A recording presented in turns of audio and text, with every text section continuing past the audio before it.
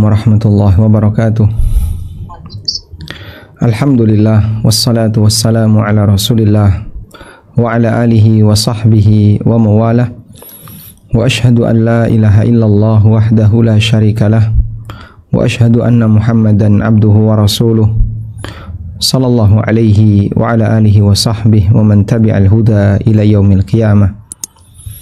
Alhamdulillah, puji syukur kita haturkan kehadirat Allah Subhanahu wa taala. Siang ini bersama Majelis Ta'lim Qalbun Salim kembali kita belajar bareng dengan mengangkat tema, insyaallah kita akan membaca Fadlu Ashri Dzulhijjah, keutamaan 10 hari pertama bulan Dzulhijjah.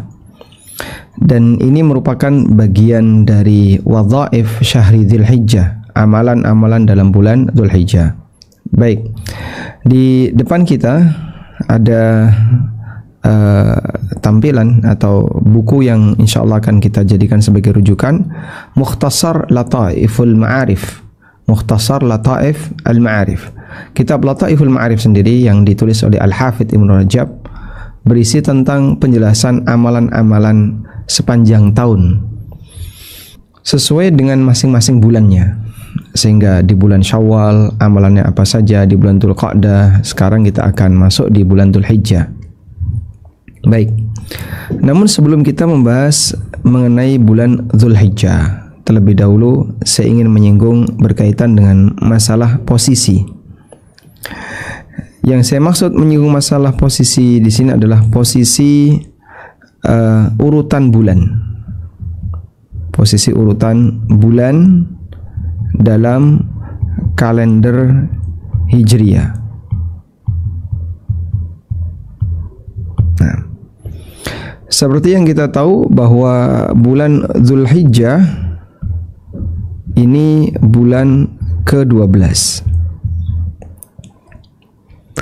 Namun urutan Dzulhijjah di posisi sebagai bulan di posisi bulan ke-12 ini tidak ada kaitannya dengan hukum syar'i. Maksudnya gimana, Pak? Di zaman Nabi SAW tidak pernah ada angka tahun dan tidak pernah ada istilah tahun baru, tidak pernah ada istilah urutan bulan, tidak ada. Sebab keberadaan angka tahun, kemudian tahun baru, Muharram sebagai bulan pertama, Dzulhijjah sebagai bulan terakhir, itu baru ada di masa Amirul Mukminin Umar Ibn Khattab radhiyallahu anhu.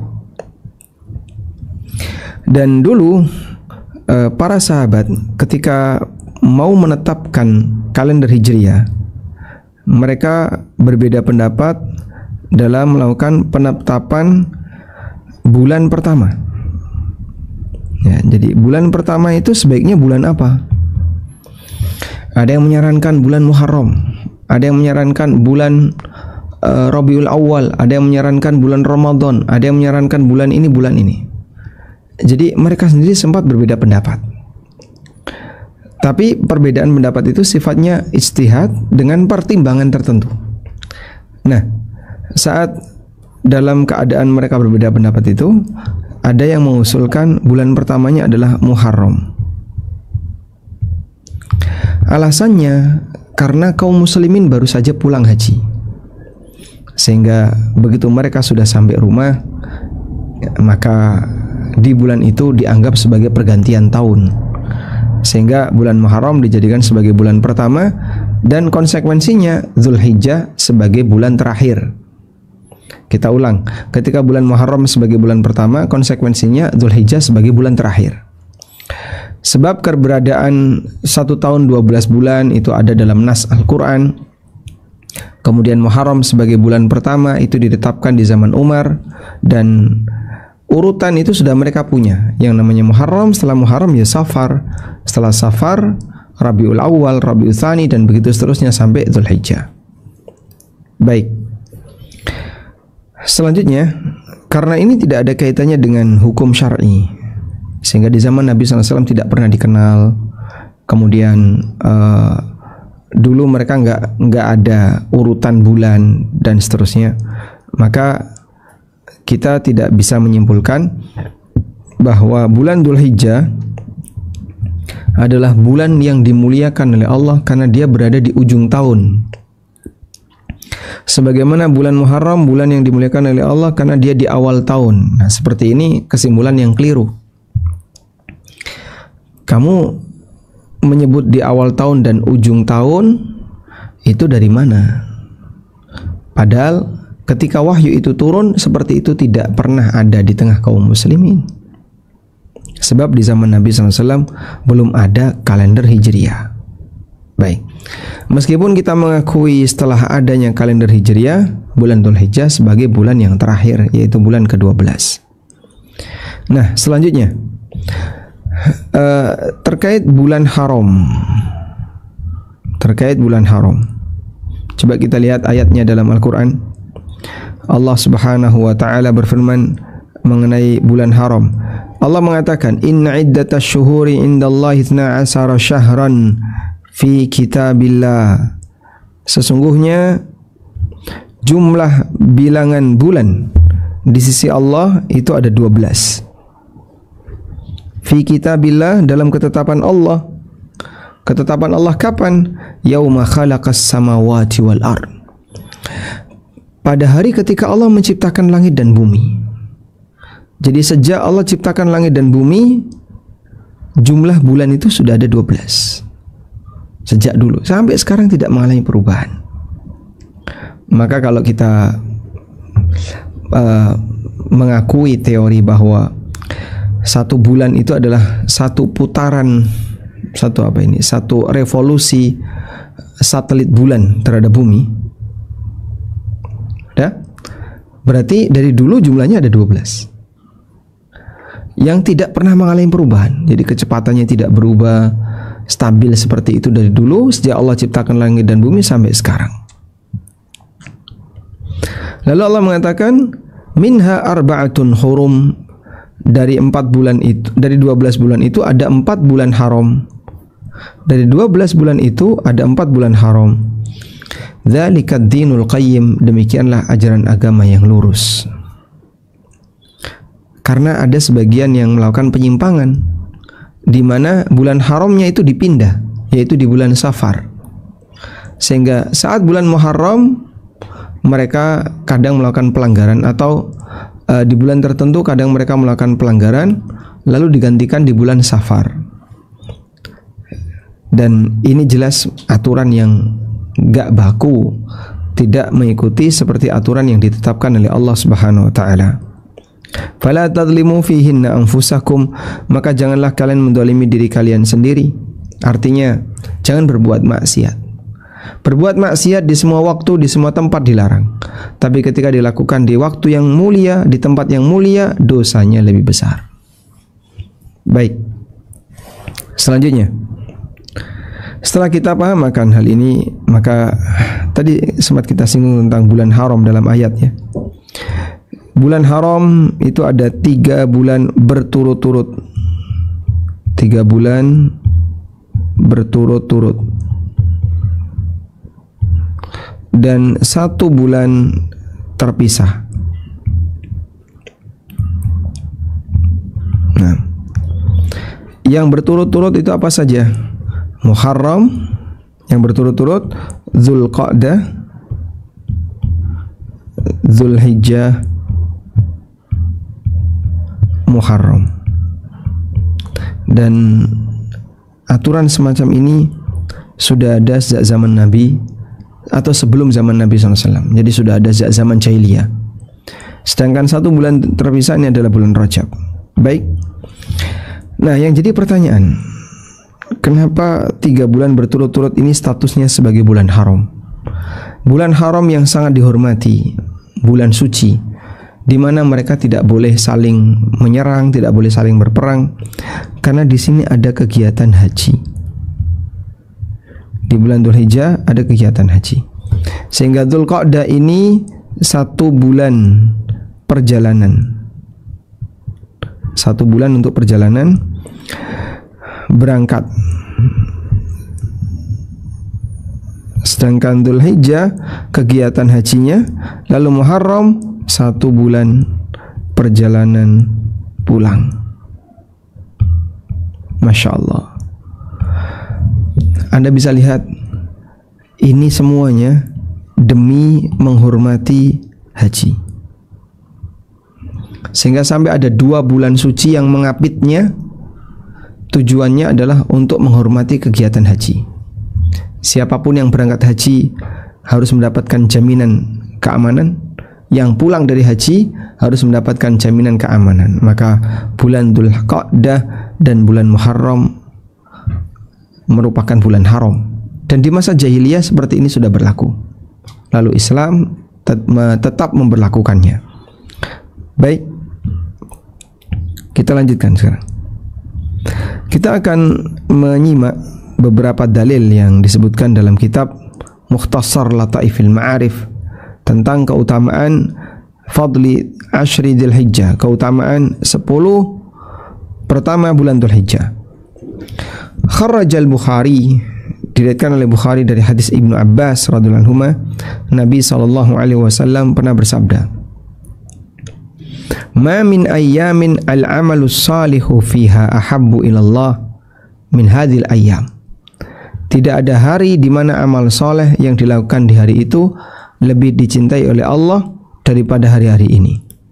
Yakni yang beliau maksudkan adalah ayyamal ashri, 10 pertama bulan Dzulhijjah. Qalu, maka para sahabat bertanya, "Ya Rasulullah, walal jihadu fi sabilillah." Apakah termasuk jihad fi sabilillah?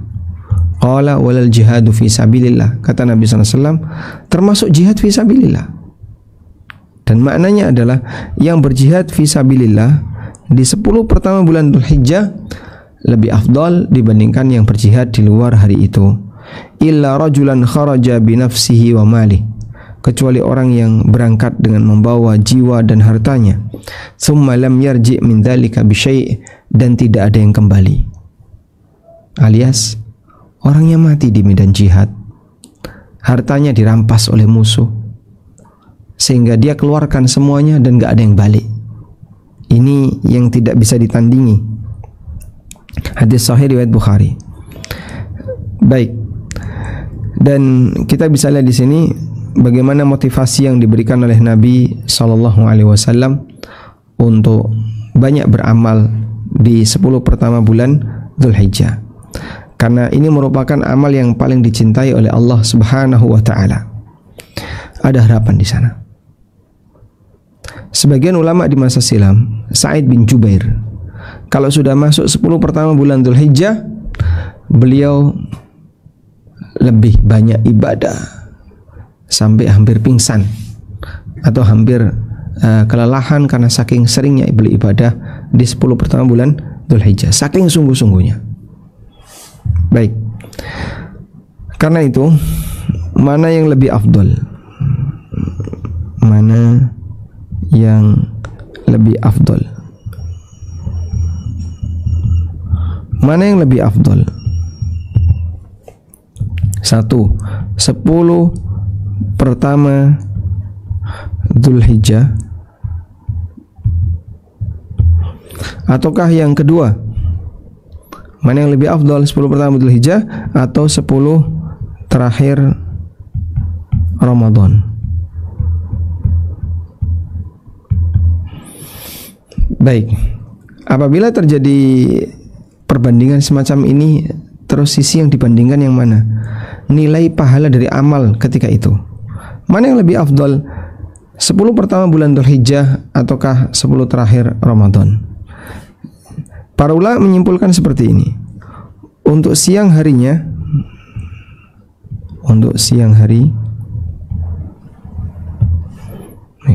ini yang lebih afdol.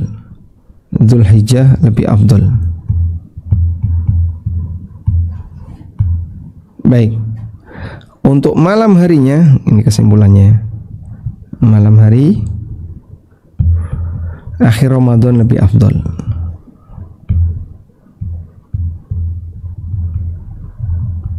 Nah, kenapa akhir Ramadan lebih afdol? Karena dalam akhir Ramadan ada Lailatul Qadar. Karena ketika di akhir Ramadan ada Lailatul Qadar. Baik. Oleh karena itu, untuk 10 pertama bulan Dzulhijjah ibadahnya lebih maksimal siang hari. Sedangkan Ramadan ibadahnya maksimal malam hari. kalau sama-sama puasa ya. Jadi 10 pertama Dzulhijjah Ramadan juga puasa, 10 pertama Dzulhijjah puasa, Ramadan puasa. Maka yang menentukan malam harinya. Baik, karena itulah bagi mereka yang ingin mendulang pahala, maka lihat ya penjelasan dari para ulama dan bagaimana para ulama mendefinisikan atau membandingkan antara mana yang lebih afdal, 10 pertama Dzulhijjah ataukah Ramadan. Dan akhir Ramadan lebih afdal karena di sana ada Lailatul Qadar.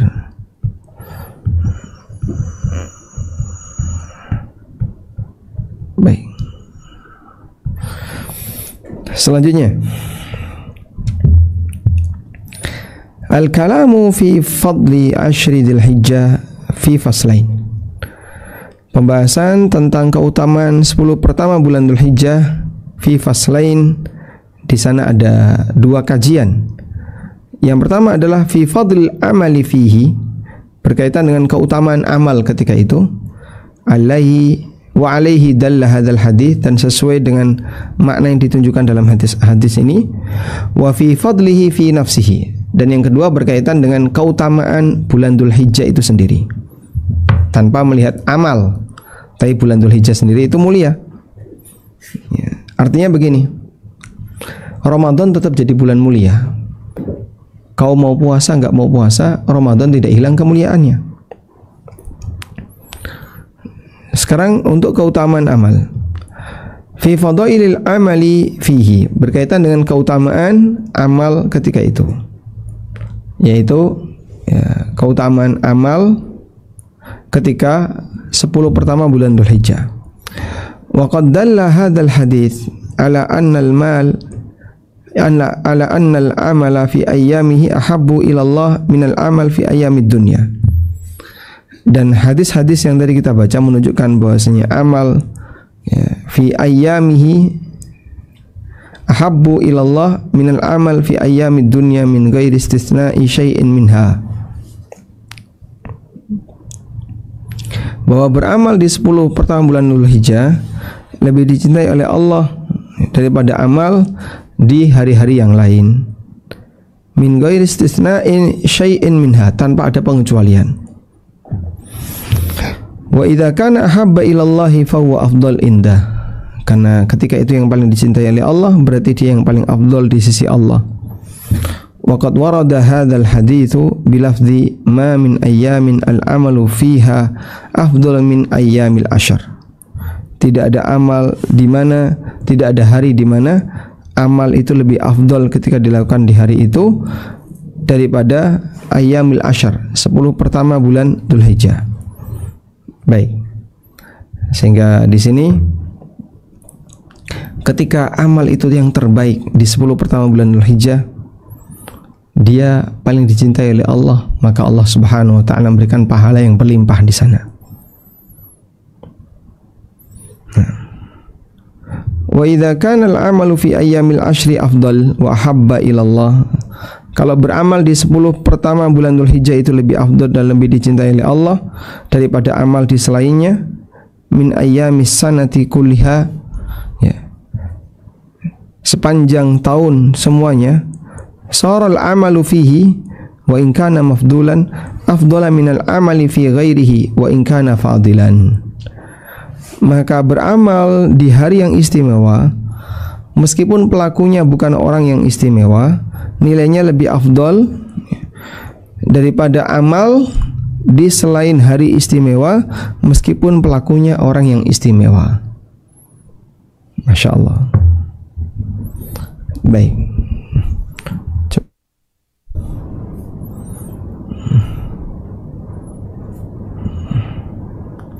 Ya, sebentar.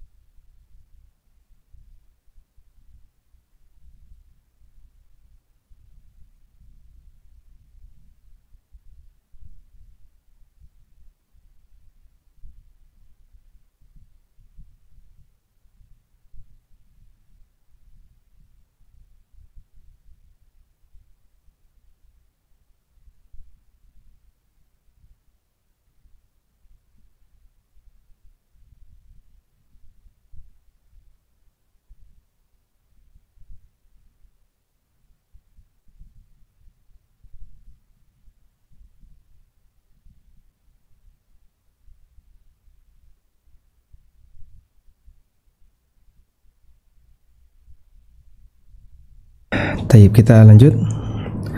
Jadi tadi penulis menyimpulkan, misalnya ada orang awam A, ada ulama B. Orang awam A ini melakukan amal di 10 pertama Dzulhijjah. Ulama B ini melakukan amal di bulan Safar misalnya, atau di bulan Muharram. Mana yang lebih afdal? Di sini dikatakan ketika amal itu lebih dicintai oleh Allah, saral amalu fihi, maka amal di 10 pertama bulan Dzulhijjah, meskipun pelakunya bukanlah orang yang istimewa, misalnya orang awam, lebih afdal dibandingkan amal di selain 10 pertama Dzulhijjah, wa in kana fadilan, meskipun pelakunya seorang tokoh agama, orang yang mulia. Walihada qalu, karena itu Nabi SAW ditanya oleh para sahabat, ya Rasulullah, walal jihadu fi sabilillah, apakah termasuk jihad fi sabilillah? Beliau menjawab, termasuk jihad fi sabilillah. Tsumma istatsna jihadan wahida, lalu beliau memberikan pengecualian satu bentuk jihad. Wa huwa afdalul jihad, yaitu jihad yang paling afdal. Apa itu? Beliau mengatakan, man uqira jawaduhu wa uhriqa damuhu, jihad yang menyebabkan harta orang itu habis dan darahnya tertumpahkan. Karena Nabi SAW pernah ditanya, su'ila ayul jihadi afdol, jihad apa yang paling afdol? Jadi dilihat dari pelaku mujahidnya, mana yang paling afdol, yang pengorbanannya paling besar. Siapakah pelaku jihad yang paling afdol? Orang yang pengorbanannya paling besar. Ini disebutkan dalam hadis riwayat Ahmad. Wa sahibuhu afdalun nasi darajatan indallah, pelakunya menjadi orang yang paling afdal dan paling tinggi derajatnya di sisi Allah. Sami'an Nabiyyu sallallahu alaihi wasallam rajulan yad'u yaqul, Nabi SAW pernah mendengar ada orang yang berdoa. Dalam doanya itu dia mengucapkan, Allahumma a'tini afdala ma tu'ti ibadakas salihin. Ya Allah, berikanlah aku anugerah yang lebih afdal dibandingkan anugerah yang kau berikan kepada hamba-hambamu yang saleh.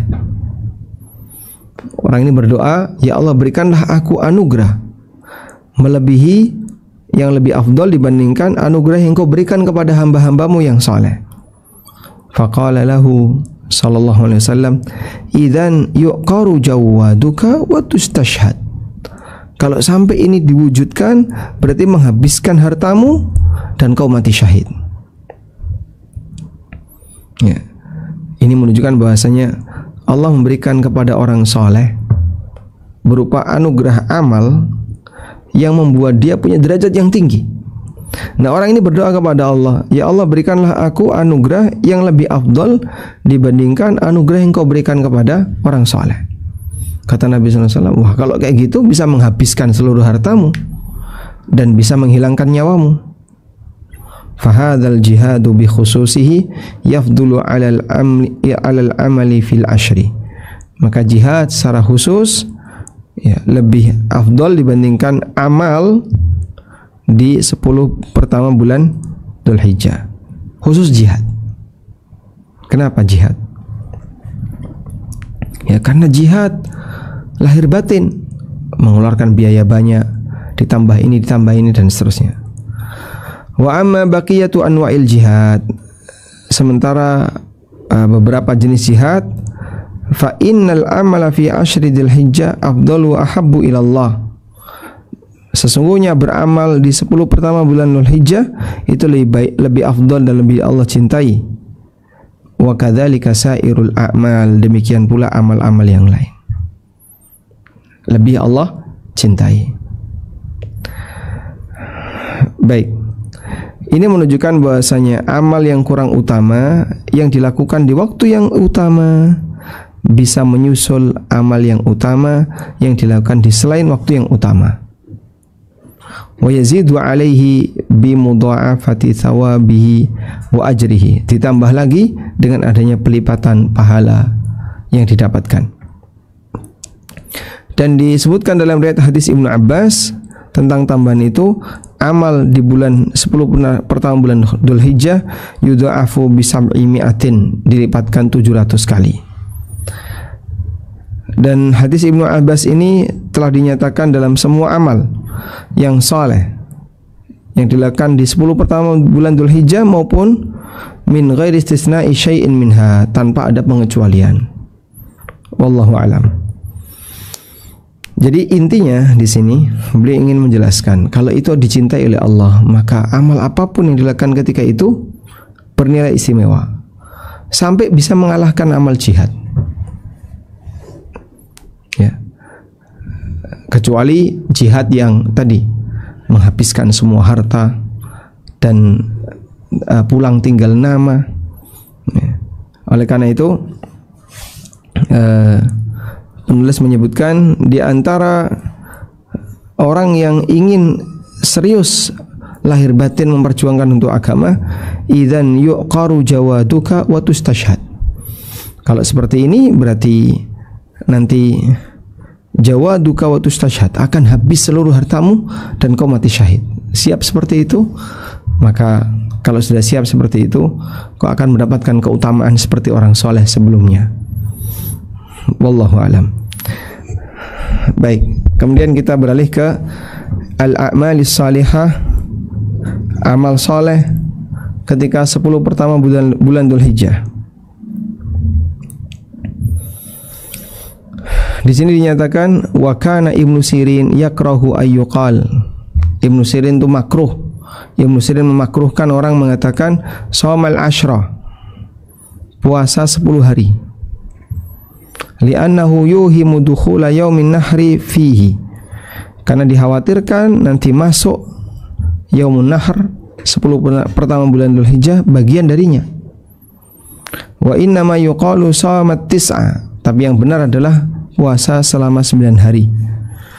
Lakin nasyama idza udhifa ilal ashri fal muradu siyamu ma yajuzu shaumuhu. Dan yang namanya puasa ketika ditambahkan dengan al-ushri atau ditambahkan dengan atau digandengkan dengan 10 pertama bulan Dzulhijjah, fal muradu siyamu ma yajuzu wa shaumuhu minhu. Maka maksudnya adalah puasa untuk hari yang boleh berpuasa, yaitu tanggal 1 sampai tanggal 9. 10-nya enggak boleh. Baik. Jadi kalau nyebut tadi kan dinyatakan Ibnu Sirin itu memakruhkan orang mengatakan puasa 10 pertama bulan Dzulhijjah. Nanti dikiranya tanggal 10 masuk, padahal itu Idul Adha. Ya, namun di sini ada keterangan yang lain bahwa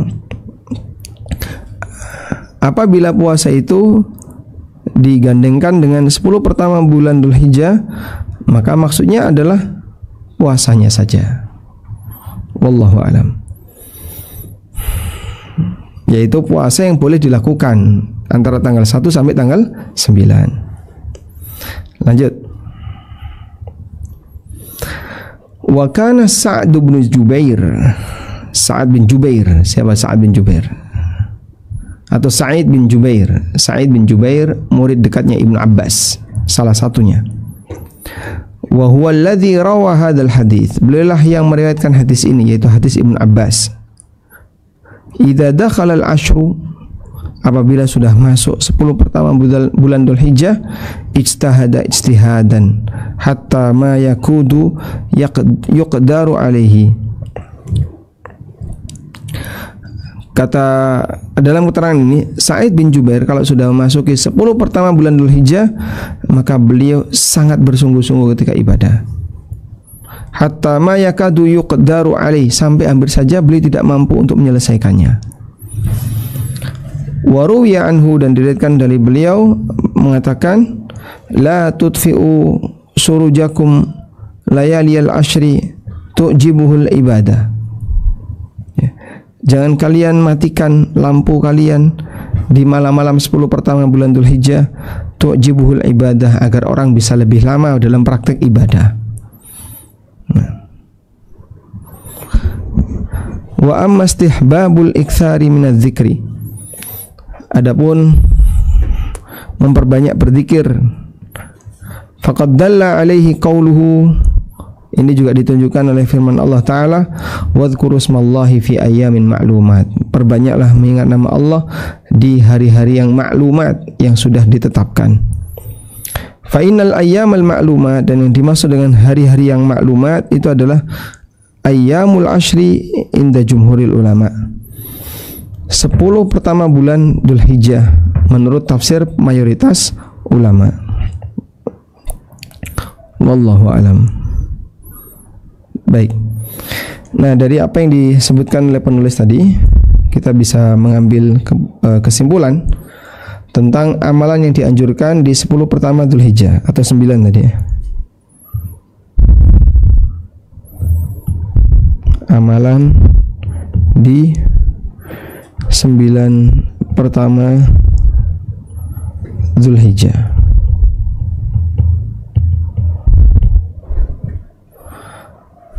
Amalan di 9 pertama bulan Dzulhijjah. Baik. Yang pertama,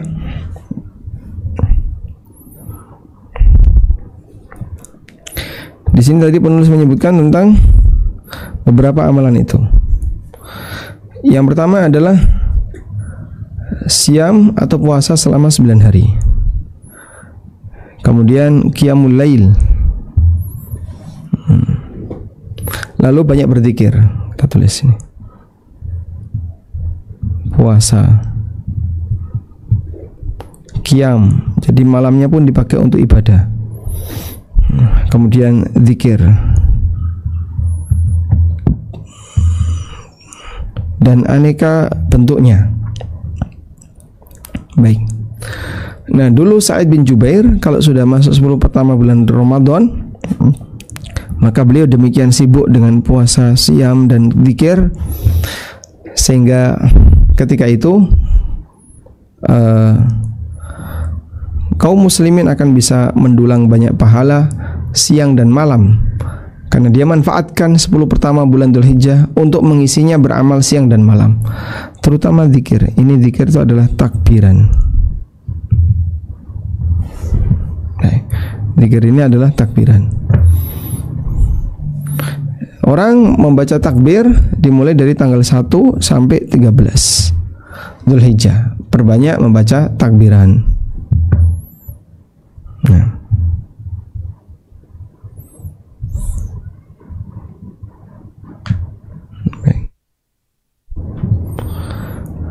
Al-faslu ats-tsani.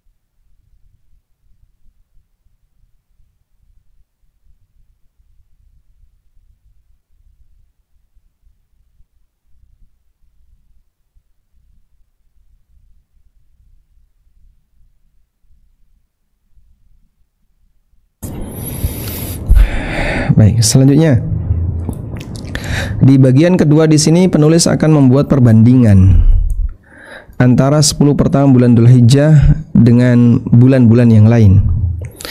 Fi fadli ashri Dzulhijjah ala ghairihi min a'syari syuhur. mengenai keutamaan 10 pertama bulan Dzulhijjah dibandingkan dengan bulan-bulan yang lain. Tadi sudah kita sebutkan hadis Ibnu Umar yang marfu, "Ma min ayyamin a'dhama indallahi wa la ahabba ilaihi al-amalu fihin." Tidak ada hari yang lebih diagungkan oleh Allah dan lebih Allah cintai ketika orang beramal di sana min hadhil ayyamil ashar, melebihi amalan yang dilakukan di 10 hari ini, yaitu 10 hari pertama bulan Dzulhijjah. Dan mungkin masih banyak orang yang belum begitu merasakan ini ya. Makanya suasana semangat masyarakat untuk beribadah di 10 pertama bulan Dzulhijjah dengan di bulan Ramadan itu beda. Kalau bulan Ramadan, Masya Allah, euforia beramal itu luar biasa. Orang bareng-bareng beramal. Lalu mereka ya, memenuhi masjid, memenuhi tempat-tempat ibadah. Lalu ada yang mengadakan pelatihan sanlat Ramadan dan seterusnya. Itu pas bulan Ramadan. Nah, Dzulhijjah itu tidak ada. Kalau Ramadan sampai sekolah libur, Dzulhijjah tidak disikapi seperti itu. Padahal amal di bulan Dzulhijjah lebih afdal daripada amal di luar bulan Dzulhijjah. Wa qala Masruq fi qawlihi, Masruq mengatakan untuk firman Allah Ta'ala di surat Al-Fajr, Allah bersumpah, wal fajri wa layalin ashar hiya afdalu ayyamis sanah. 10 hari pertama ini adalah hari yang paling afdal. Kharrajahu Abdul Razzaq wa ghairu. Dikeluarkan oleh Abdul Razzaq dan yang lainnya. Kemudian alasan yang lain bahwa 10 pertama bulan Dzulhijjah di situ ada hari Arafah, dan disebutkan dalam riwayat bahwa afdalu ayyamid dunya Arafah. Hari yang paling agung di muka bumi ini adalah hari Arafah. Sebagaimana disebutkan dalam hadis Jabir radhiyallahu anhu. Wa ammal layaliyah, adapun malamnya, faminal mutaakhirin, di antara para ulama belakangan ada yang mengatakan bahwa malamnya 10 terakhir Ramadan lebih utama daripada malam 10 pertama Dzulhijjah. Listimaliha ala lailatul qadar, karena di situ ada Lailatul Qadar. Wa hadza ba'idun jiddan, namun kata penulis ini jauh sekali. Wat tahqiq, kesimpulan yang benar, ma qalahu ba'du a'yanil mutaakhirin, seperti yang dinyatakan oleh sebagian pemimpin pemuka ulama belakangan. Ayyuqal, kesimpulannya, jadi mana yang lebih afdal, Ramadan atau Dzulhijjah? Majmu'u hadzal ashri afdalu min majmu'i ashri Ramadan. Ya, majmu'u hadzal ashri, 10 pertama bulan Dzulhijjah kalau di total lebih afdal daripada 10 pertama Ramadan. Wa in kana fi ashri Ramadan lailatun, meskipun di 10 Ramadan ada satu malam la yafdulu 'alaiha ghairu, yang tidak bisa ya diungguli sama yang lain, itulah Lailatul Qadar. Ya. Wallahu alam. Kemudian 10 pertama bulan Dzulhijjah juga punya keutamaan yang lain selain yang di atas. Di antaranya Allah bersumpah dengan menyebutnya wal fajr wa layalin ashar, wa layalin ashar, 10 malam di sini maksudnya adalah 10 pertama Dzulhijjah. Wa layalil ashar, 10 malam di sini adalah asyru Dzulhijjah, 10 hari bulan Dzulhijjah. Demikian pendapat yang sahih menurut jumhur mufassirin di kalangan salaf maupun yang lainnya. Wa min fadailihi, dan di antara keutamaannya, annahu khatimatul ashhuril ma'rumat, ashhuril haji. Allah Subhanahu wa taala jadikan ini sebagai penghujung dari kegiatan haji. Yang Allah katakan dalam Al-Qur'an, al-hajju ashhurum ma'lumat. Haji itu di waktu tertentu. Wa hiya Syawal wa Dzulqa'dah wa ashrun min Dzulhijjah, dan itu hanya di bulan Syawal, Dzulqa'dah dan 10 hari pertama Dzulhijjah. Wa min fadailihi, dan di antara keistimewaannya adalah bahwasanya al-ayyam al-ma'lumat, ya, allati syara'a Allah Ta'ala dzikrahu, 10 hari yang sudah ditetapkan, yang telah Allah syariatkan untuk berzikir ketika orang memiliki bahimatul an'am, ketika orang memiliki hewan kurban. Jadi saat mau menyembelih, zikir dulu. Nah, itulah keutamaan hari maklumat. Qala ta'ala, Allah Ta'ala berfirman, wa'adzin fin nasi bil haji ya'tuka rijalan wa ala kulli dhamirin ya'tina min kulli fajjin amiq. Umumkan kepada umat manusia untuk berhaji agar mereka datang dengan jalan kaki, wa ala kulli dhamirin, atau di atas kendaraan, ya'tina min kulli fajjin amiq, mereka datang dari lorong-lorong yang jauh, sehingga dari Bogor bisa sampai ke tanah suci Mekah, dari Jawa, dari Jogja bisa sampai ke tanah suci Mekah, karena undangan Nabi Ibrahim alaihissalam. Liyashhadu manafi'a lahum wa yadhkuru ismallahi fi ayyamin ma'lumat, agar mereka bisa menyaksikan manfaat yang mereka dapatkan dan mereka menyebut nama Allah di hari-hari yang telah ditetapkan, ala ma razaqahum min bahimatil an'am, berupa binatang ternak yang Allah berikan kepada mereka.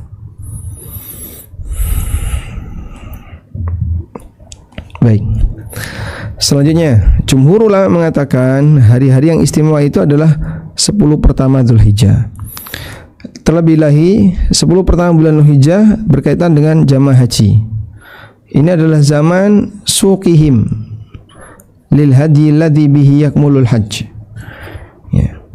Ini adalah zaman di mana mereka bisa menggiring hewan untuk hadiyu dalam rangka menyempurnakan kekurangan hajinya. Wa yakuluna min luhumihi, sebagian dia makan, dan wa huwa yaumun nahri, dan sebagian bisa disimpan, dan seterusnya. Wa afdalus suqi al-hadyu minal miqat fi ayyamil ma'lumat, dan wa afdalus suqil hadi, dan membawa binatang yang paling bagus adalah dari miqat, dilakukan di hari-hari khusus. Jadi kalau mau paling bagus, penduduk Madinah dari Dzulhulaifah sudah bawa keledai, maksudnya bawa binatang ternak yang bisa sembelih untuk kurban. Bisa bawa kambing atau bisa membawa sapi atau yang lainnya. Wallahu alam. Baik. Saya kira materi seperti ini sudah cukup sering ya dikupas di banyak kajian, terutama tentang 10 pertama bulan Dzulhijjah, dan mungkin banyak di antara kita yang belum punya kesadaran kalau itu waktu istimewa. Makanya ketika 10 pertama bulan Dzulhijjah, orang belum begitu semangat untuk beribadah. Sehingga tugas kita semuanya, saya kasih PR ya, coba Anda sampaikan kepada tetangga siapapun yang kira-kira belum paham seperti ini, sampaikan. 10 pertama bulan Dzulhijjah lebih afdal daripada Ramadan. Nah, mudah-mudahan dengan itu mereka mau mengejar ketertinggalan.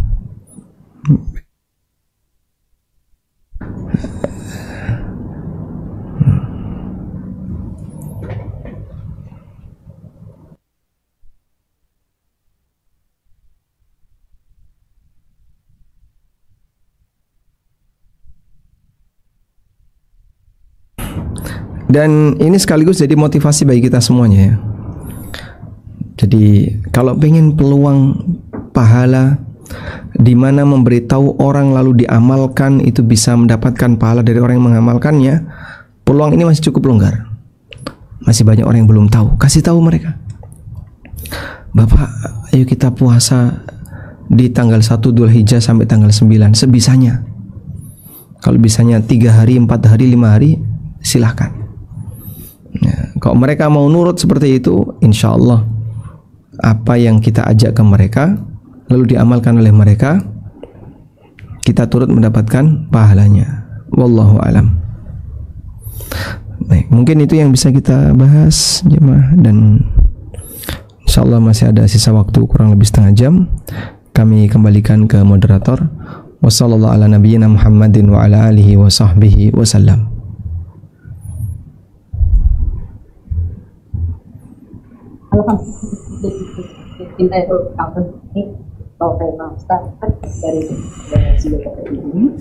Kita masuk pertanyaan Ustaz. Kalau kita berkorban kambing, putus-putus suara ibu putus-putus. Kayaknya sinyalnya kurang terganggu sedikit. Ya. Ya. Apakah suara saya masih putus-putus, Ustaz? Baik, dicoba. Bismillah. Apakah suara saya sudah cukup jelas? Sangat jelas. Oke. Bismillahirrahmanirrahim. Izin bertanya. Assalamualaikum Pak Ustaz. Waalaikumsalam warahmatullahi. Kita berkurban kambing, itu bisa kita niatkan untuk seluruh keluarga kah? Apakah kita berkurban sapi juga sama, satu-satu untuk 7 keluarga? Baik. Ketika seseorang berkorban seekor kambing, apakah bisa diniatkan untuk seluruh anggota keluarganya? Jawabannya iya. Dan seperti itu prakteknya Abu Ayyub Al-Ansari radhiyallahu anhu. Abu Ayyub mengatakan, kana rajulu fi ahdin Nabi sallallahu alaihi wasallam yudahhi bisyati anhu wa an ahli baiti. Nabi sallallahu alaihi wasallam dulu atau para sahabat dulu mereka menyembelih hewan korban di zaman Nabi sallallahu alaihi wasallam dengan seekor kambing untuk dirinya dan seluruh anggota keluarganya. Ya, sehingga boleh saja satu keluarga korban seekor kambing untuk dia dan seluruh anggota keluarganya. Bagaimana kalau sapi? Nah, kalau sapi kan 7 orang, ya berarti 7 orang ini plus seluruh anggota keluarganya. Wallahu a'lam. Apakah termasuk di sini itu bisa, Ustaz, kita berkurban untuk orang yang sudah meninggal? Karena masih banyak yang belum. Masih banyak yang belum paham. Kurban untuk orang yang sudah meninggal. Itu bagaimana? Baik.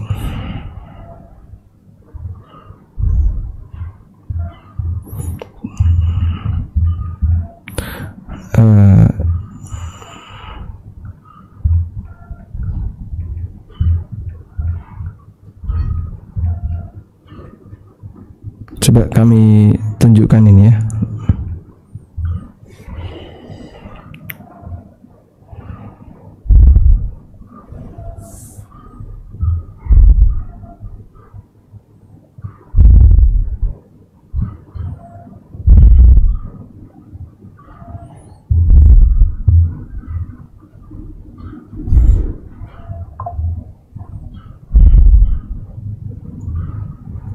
Nah, di sini ada penjelasan tentang kurban atas nama mayit. Fadhahaba Syafi'iyah ila anna adh-dhabha 'anil mayyit la yajuzu bighairi wasiyatin aw waqfin. Menurut ulama Syafi'iyah, berkurban atas nama mayit itu tidak boleh selama tidak ada wasiat. Qala fil Minhaj, dalam kitab Al-Minhaj dinyatakan, wala tajuzu wala taqa'u udhiyatun an mayyitin idza lam yusi biha. Tidak boleh dan tidak legal ya. Tidak sah kurban atas nama mayit selama dia tidak berwasiat. Baik. Selanjutnya, wa dhahabal Hanabilah, sementara Hambali, Hanafiyah mengatakan boleh, dan ini yang dipilih oleh Syekhul Islam Ibnu Taimiyah. Sementara Malikiyah berpendapat karahati tadhiyah anil mayyit, berpendapat makruhnya menyembelih ya, kurban atas nama mayit idza lam yusi bidzalika, kalau orangnya tidak pernah berwasiat. Baik, jadi kesimpulannya begini, bahwa kurban atas nama mayit itu ada 3. Pertama, mayit diikutkan dengan orang yang masih hidup, sehingga misalnya si A berkorban atas nama dia dan seluruh anggota keluarganya. Nah, di antara anggota keluarganya ada yang sudah meninggal, maka dia turut mendapatkan pahalanya. Untuk jenis seperti ini ulama mengatakan boleh. Yang kedua, berkorban atas nama mayit karena dia pernah berwasiat. Nah, wasiat itu kan menyatakan keinginan yang digantungkan dengan kematian. Kalau besok bapak mati, tolong sediakan seekor sapi dan kurbankan atas nama bapak sendirian. Bisa seperti itu. Dan statusnya jadinya dia menggandengkan orang yang sudah mati dengan yang sudah hidup, dengan yang masih hidup. Yang kedua, atau tadi wasiat ya, wasiat. Yang kedua adalah wasiat. Yang ketiga, berkorban atas nama mayit tanpa wasiat dan dilakukan khusus untuk mayit, bukan menggabungkan dengan keluarga tadi. Maka dalam hal ini ulama khilaf, berbeda pendapat. Kita coba catatnya. Korban atas nama mayit. Tadi yang pertama diikutkan dengan orang yang hidup. Yang kedua ditunaikan karena wasiat. Ya. Jadi kalau ditunaikan karena wasiat, hukumnya boleh. Nah, 1 dan 2 ini boleh.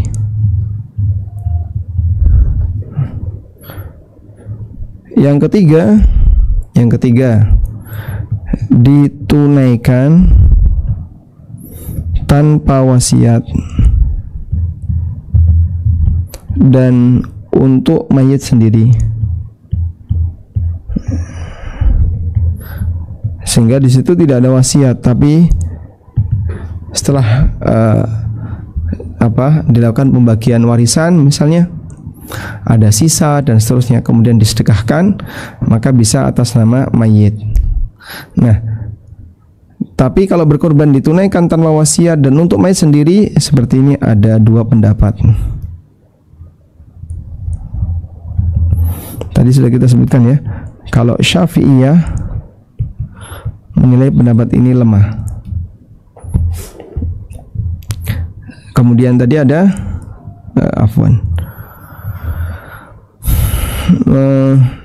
Hambali dan Hanafi membolehkan, sementara Malikiyah mengatakan makruh. Malikiyah ya statusnya makruh praktek seperti itu.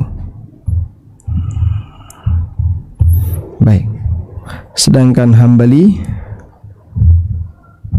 dan Hanafiyah ini membolehkan.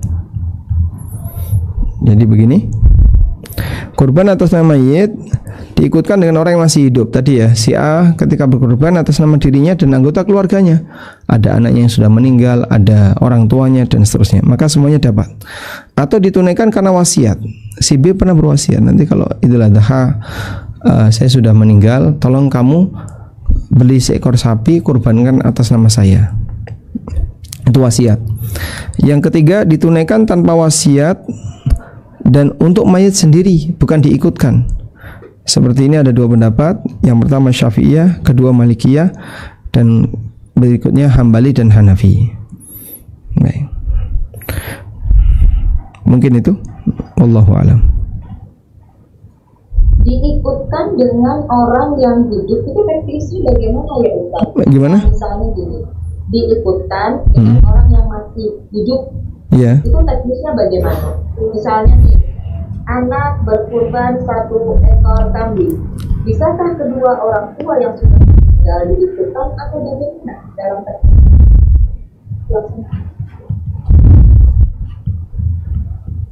Jadi diikutkan dengan orang hidup itu sebenarnya kalimat doanya sudah ada saat mau menyembelih. Jadi kalimatnya anni wa an ahli baiti wa an ahli baiti. ini kurban atas nama diriku dan seluruh anggota keluargaku. Nah, seluruh anggota keluargaku di situ, baik yang sudah meninggal maupun yang masih hidup, semuanya dapat. Seperti apa Pak seluruh anggota keluarga itu? Nah, kalau kita serahkan kepada ilmu Allah, Allah yang maha tahu siapa nanti yang dapat pahala, maka kita serahkan kepada Allah Subhanahu wa ta'ala. Wallahu alam. Apakah benar kurban dengan kambing itu lebih afdal daripada sapi?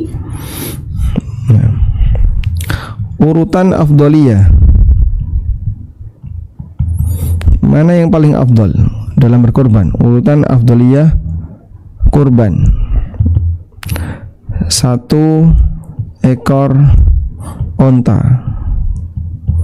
sendirian alias tidak urunan.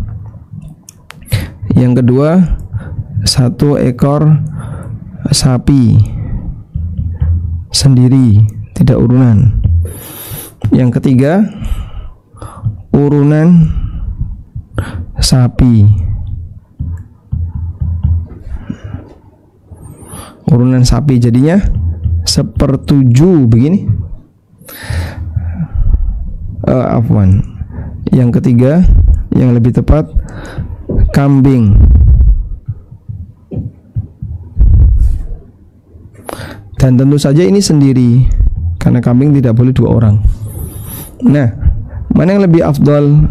1, 2, 3 sesuai urutan. Ini yang paling afdal. Sehingga menyembelih 1 ekor onta sendiri atau 1 ekor sapi sendiri lebih afdal daripada kambing sendiri. Cuman begini, jika 1/7 sapi dibandingkan dengan 1 kambing, mana yang lebih afdal? Lebih afdal kambing. Jadi begini, ya, 1/7 sapi kan beratnya lumayan Pak. Kenapa kok kambing? Karena kita tidak melihat semata berat, tapi mana yang lebih sesuai aturan, itulah yang paling afdal. Baik. Pertanyaan selanjutnya, Ustaz, kita sudah niat nih puasa 9 hari di bulan-bulan hujan, lalu masa haid tiba dan ketika selesai kita lanjutkan. Apakah dibolehkan dan apakah itu akan mendapatkan pahala yang sesuai dengan niatnya itu, Ustaz?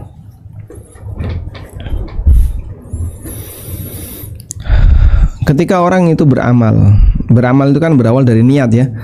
Jadi ada 3 hal yang perlu dibedakan: niat, aksi, hasil. Ya, ada niat, ada aksi, ada hasil. Niat tempatnya di hati. Sifatnya adalah keinginan kuat untuk melakukan amal tertentu. Aksi berarti aktivitas yang mengantarkan ke amal itu, baik sudah beramal maupun sebelum beramal. Hasil, nah hasil ini ya sebenarnya kita bisa tetapkan. Hasil di sini antara ya yang berhasil bisa menyelesaikan dan tidak bisa berhasil, tidak bisa menyelesaikan. Wallahu alam. Sehingga jika yang bersangkutan sudah aksi, tadi sudah sahur terus puasa, dia sudah punya niat bahkan sahur puasa, jam 9 pagi haid, nah, berarti kan yang nggak dapat hasil karena puasanya tidak sempurna. Tapi kemurahan Islam, aksi yang gagal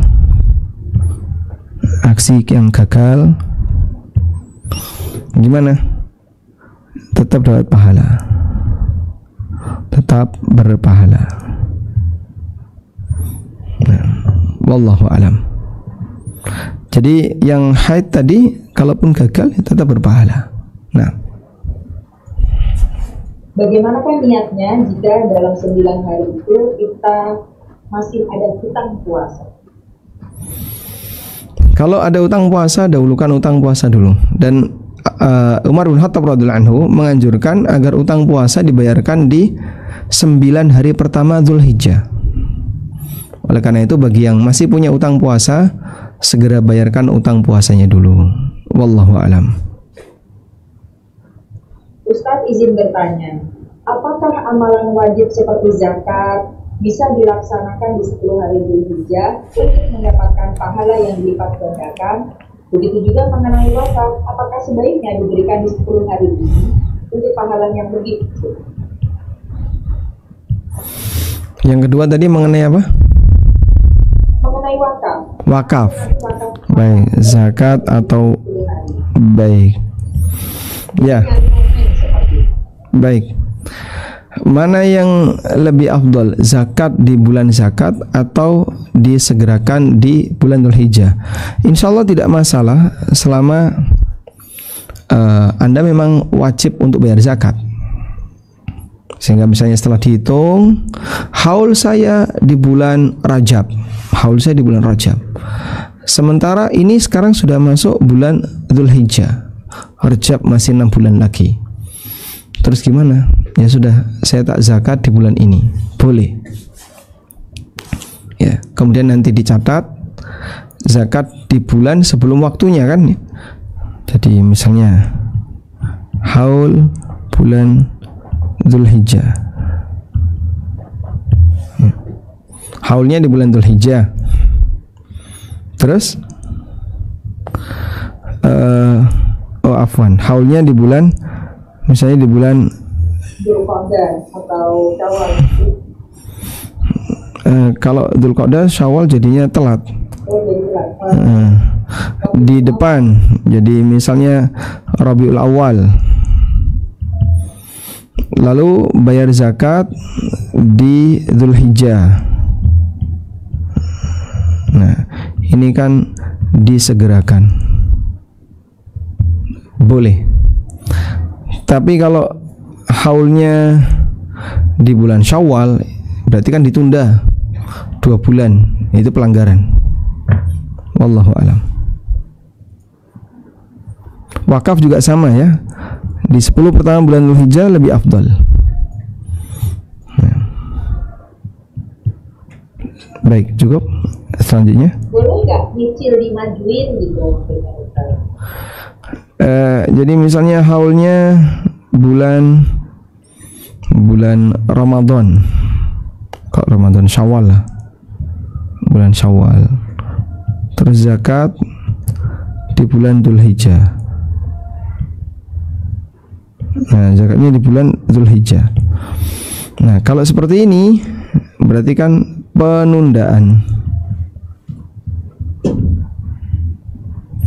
Nah, kalau penundaan zakat ya tidak diperkenankan, dia melakukan pelanggaran karena ada hak fakir miskin yang seharusnya dia serahkan.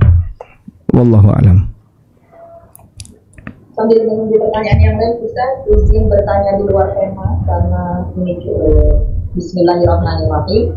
Kami ada di Belanda. Belanda itu musim panas. Saat ini waktu maghrib adalah jam 11 dan waktu isya adalah jam 12. Saat malam yang singkat di musim panas itu ada fatwa bahwa membolehkan sholat maghrib dan isya untuk digabungkan. Jadi pertanyaannya, apakah boleh digabung antara maghrib dan isya? Izin subuhnya jam 3. Jadi maghrib jam 11, isya jam 12, apakah dibolehkan untuk menggabungkan sholat maghrib dan isya? Karena ada fatwa dari Eropa membolehkan sholat maghrib dan isya untuk digabungkan. Subuh jam 3. Ya, subuh jam 3. Ini pukul 23, ini pukul 24, Masya Allah.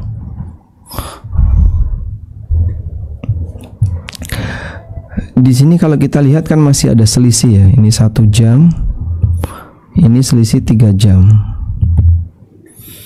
Nah, karena masih ada selisih, berarti masih memungkinkan bagi orang untuk longgar ketika itu. Oleh karena itu yang saya pahami, jika memang antara maghrib dan isya masih ada selisih 1 jam, ya tidak boleh diqadha, tidak boleh dijamak, jamak takdim maupun jamak takhir.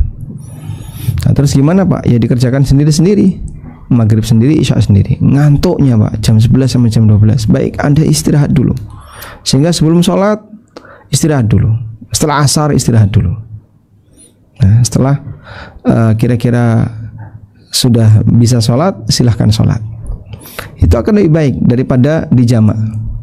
Karena kalau dijamak, di sini waktunya masih cukup longgar, selisih 1 jam sama 3 jam. Wallahu a'lam. Izin bertanya Ustaz, mengapa ada penggunaan 10 hari pertama yang dianggap hari terbaik? Misalnya 10 pertama Dzulhijjah, 10 terakhir Ramadan. Apakah ada hal yang mempengaruhinya? Bukankah semua hari itu baik, Ustaz? Wa rabbuka yakhluqu ma yasha'u wa yakhtar. Anda lihat ayat ini.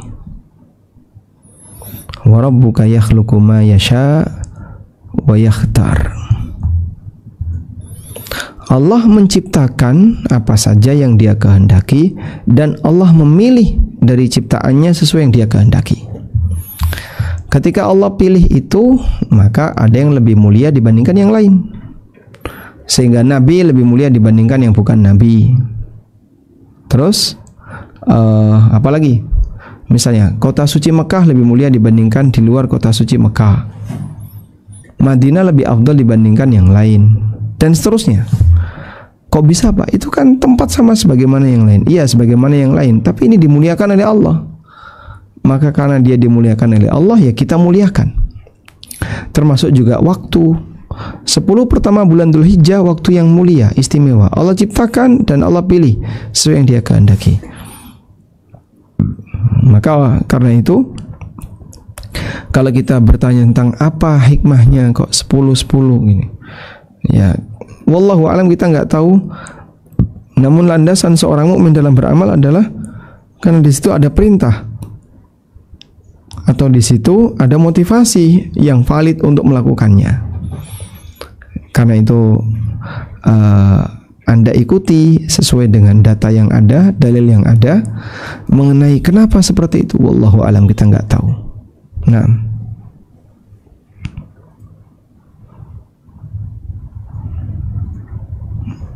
baik, selanjutnya. Baik, pertanyaan selanjutnya. Bismillahirrahmanirrahim. Perintah berkurban kan di bulan Dzulhijjah, bukan di bulan lain. Apakah ada makna waktu dalam perintah ini, atau pas dipaskan dengan Dzulhijjah dengan perintah haji tadi? Ya, jadi Allah yang berhak memilih. Allah taruh kurban di Dzulhijjah. Dilakukan di Muharram, ya tidak sah sebagai kurban. Dilakukan untuk disembelih sebelum Id, ya tidak sah sebagai kurban. Oleh karena itu dalam hal ini Allah telah memutuskan demikian, ya sudah menjadi hal yang seharusnya dilakukan oleh para hamba. Ikuti sebagaimana keputusan Allah. Artinya begini, tidak perlu kita banyak mempertanyakan akan hal itu. Wallahu a'lam. Alhamdulillah, pertanyaan sudah selesai, Ustaz. Kami mohon kata penutupnya. Baik. Ada satu pesan yang ingin mungkin coba kita berikan kepada yang lain. Jadi sekali lagi, peluang dakwah tadi cukup longgar karena masih banyak orang yang belum tahu. Memuliakan bulan pertama, 10 pertama bulan Dzulhijjah, untuk rame-rame kita galakkan ibadah di situ. Sebagaimana kesadaran orang ketika Ramadan. Kita buat masjid itu lebih rame dibandingkan sebelumnya. Karena kan rata-rata Dzulhijjah ini nggak begitu dipahami orang, sehingga biasa saja. Ada nggak euforia bareng-bareng rombongan kemudian ibadah di masjid? Kayaknya jarang. Nah, coba kita kasih pengaruh masyarakat. Nah, makin banyak yang sadar, mudah-mudahan nanti seperti itu, seperti Ramadan. Jadi pas malam pertama bulan Ramadan, masya Allah, gegap gempita di mana-mana. Semuanya pada ke masjid, ke musola. Begitu Ramadan selesai, ya beda lagi suasananya. Nah, ternyata Dzulhijjah yang lebih afdal tadi sudah selayaknya kita maksimalkan, dan kita mengajak yang lain untuk sama-sama memaksimalkan. Mudah-mudahan apa yang kita bahas ini bermanfaat. Wassallallahu ala nabiyyina Muhammadin wa ala alihi wa sahbihi wasallam. Wa akhiru da'wana alhamdulillahi rabbil alamin. Wassalamualaikum warahmatullahi wabarakatuh.